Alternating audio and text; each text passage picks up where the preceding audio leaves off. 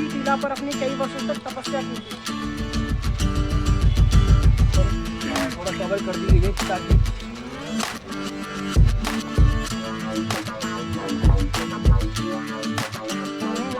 Just समीप है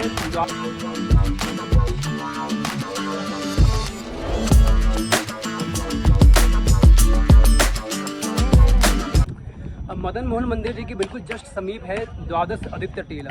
अब द्वादश आदित्य टीला का नाम यही द्वादश आदित्य टीला ही नाम क्यों है, अब इसको आपको बताते हैं। जब श्री कृष्ण ने यानी कि काली नाग का वध किया था तो उस समय श्री कृष्ण हार थक कर द्वादश टीला पर आराम विश्राम करने के लिए यहाँ पर बैठे थे।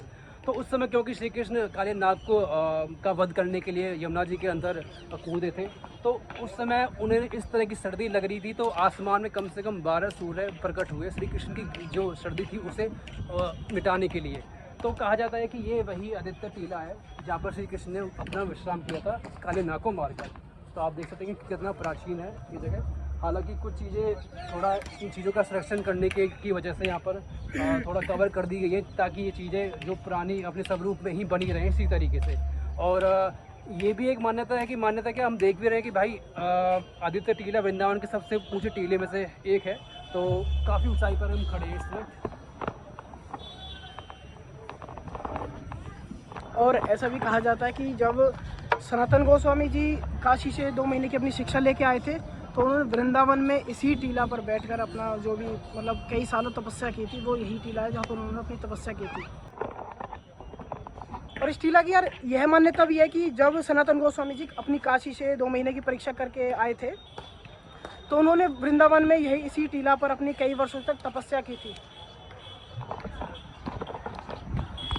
वैसे में चैतन्य महाप्रभु के अनुयायियों ने वृंदावन में वास करते हुए प्रभु साधना शुरू कर दी और यहाँ भगवान की लीला स्तुति को पुनः प्रकाश किया।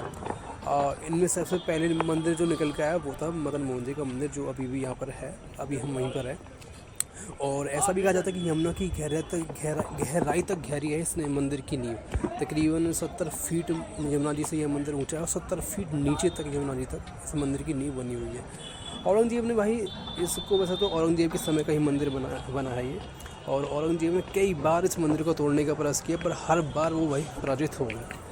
अब क्योंकि मदन मोहन जी जब यहाँ पर प्रकट हुए थे तो एक बाल स्वरूप में यहाँ पर प्रकट हुए थे। तो एक दिन की बात है जब उन्होंने कहा कि मेरा अभिषेक किया जाए। जैसे ही उनका अभिषेक हुआ तो वो एक मूर्ति के रूप में बदल गए। तो और तभी से ही उनकी यहाँ पर मदन मोहन जी की पूजा की जाती है। तो ऐसी मान्यताएं हैं काफ़ी सारे लोगों की यहाँ पर और काफ़ी हद तक ये बातें